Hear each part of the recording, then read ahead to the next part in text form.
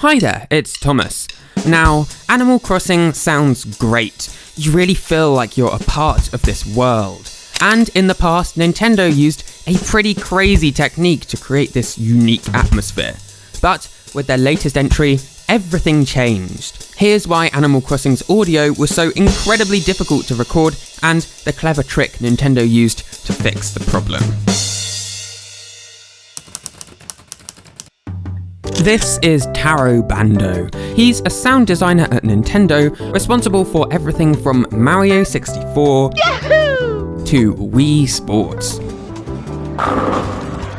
But in the year 2000, BANDO was assigned a project unlike any he'd worked on before, an odd little N64 game called Animal Forest. It was a game about nothing. The player had no big goals, no final boss to beat. Instead, they simply lived in a village alongside other villagers, who were animals, by the way. Now, this went against everything Taro BANDO knew about sound design. He explained once, sound effects are added when the character takes some action. Big, important actions, like when Mario throws Bowser into the abyss. We get this blood-curdling cry in response. Or in Mario Kart, when someone throws the deadly blue shell in your direction, we hear a foreboding hiss as it approaches, followed by a huge explosion when it strikes. This principle formed the basics of what Taro BANDO knew about sound design, which is why Animal Crossing was such an outlier.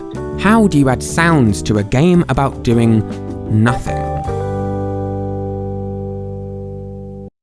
If defeating Bowser was at the heart of Mario 64, what was at the heart of Animal Crossing?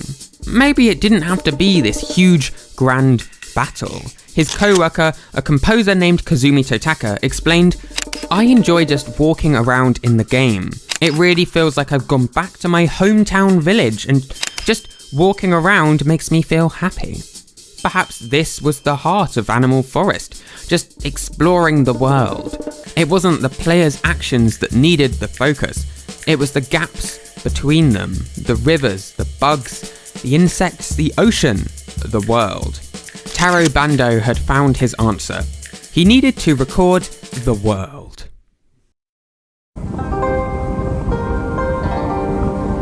That summer, in 2000, BANDO took a trip into the nearby mountains of Fushimi, home to the famous 1000 Red Gates. But this wasn't where BANDO was headed. Instead, he was taking a trip to the nearby forest land. Taro got out his vehicle and ventured into the shrubbery. And then he started to record. He recorded any sound he could find, anything he could get his hands on. The insects of the region were his main goal. There were 40 different species in the game, and each one needed a sound. Crickets, spiders, beetles, and butterflies. Everything needed to be recorded. Taro BANDO's greatest challenge, it turned out, was the cicadas, and they kept escaping his microphone. But eventually, BANDO had the sounds he needed, and so he packed up and left. Then BANDO drove to the beach. In Animal Forest, there was one sound you heard all the time, whatever you were doing, wherever you were going: footsteps. BANDO ended up recording over 100 different footstep sounds for the game. And on his trip to the beach, he changed into sandals, just to record the sound of him walking along the sand by the beachfront. Then he approached the sea, and recorded the sound of him walking in the water. Later he would record himself walking on grass, marble, and stone. But for now, Taro BANDO's expedition into the wild was done. Little did he know, his work was just beginning.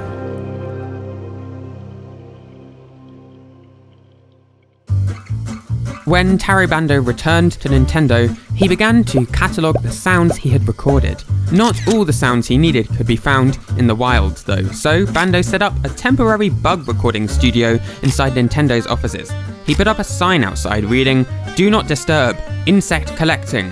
Then he brought in the insects that he couldn't record in the Fushimi Mountains, and he gave it his best attempt at capturing their sound with the office microphone. Then he started adding his sounds into the game, and this is where the real problems began. He explained, "The sounds alone took up a huge amount of memory, as we had expected. It was kind of like a puzzle, figuring out how to cram them all in there. Remember, this was a tiny little N64 cartridge. There was hardly any free space to speak of. Every last byte of audio had to be squished and squeezed, optimized and compressed and optimized again, until eventually Taro BANDO had got all the sound effects into the game. But to have them play out loud was another issue. Quote, "There were some problems in there that came up," BANDO explained, "where two sounds would play simultaneously and it would cause memory problems. Checking all that was not fun." But check it, he did. And by Animal Forest's 2001 release, the world was lush and teeming with sound. BANDO had done the impossible. He had recorded the world.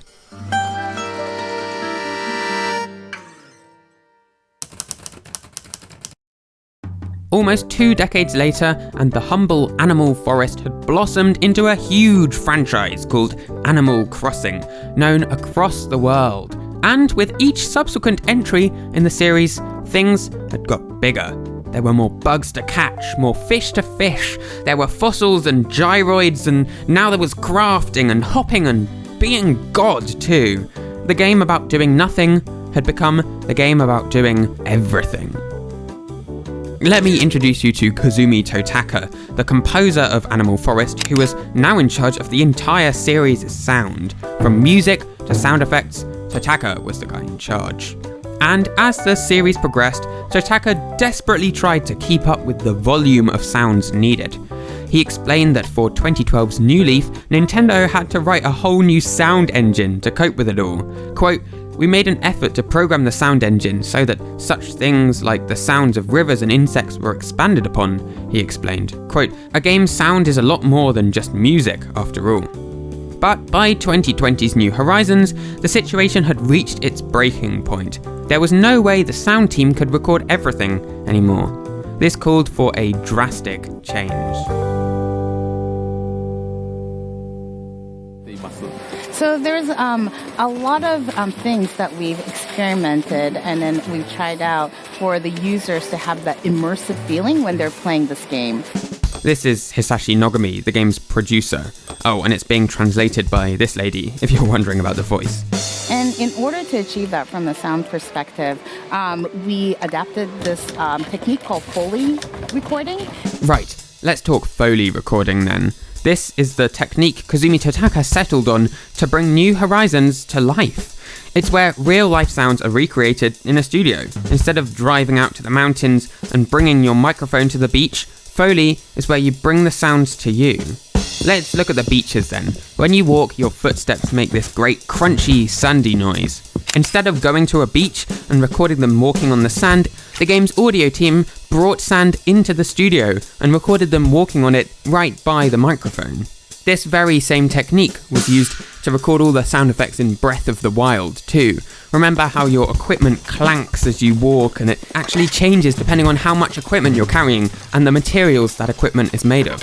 This was all Foley too. Bits of wood, bits of metal brought into the studio and banged around until Breath of the Wild's soundscape had been brought to life. Oh, but Animal Crossing's team didn't stop at sand. Almost every sound you hear in New Horizons was created using this technique. Like when you run across the grasslands, the sound designers cut some grass from a nearby field, brought it into the studio and recorded themselves walking across it. In this way, the audio team were able to record the game's hundreds and hundreds of sounds from the comfort of their studio. Animal Crossing's great immersive soundscape would only have been possible thanks to their clever use of Foley. And the end results really are breathtaking. Just standing around in this world, it feels so real. Crafting yourself a fishing rod, running up alongside the ocean, and fishing for a rare, undiscovered fish. It feels so authentic, so genuine.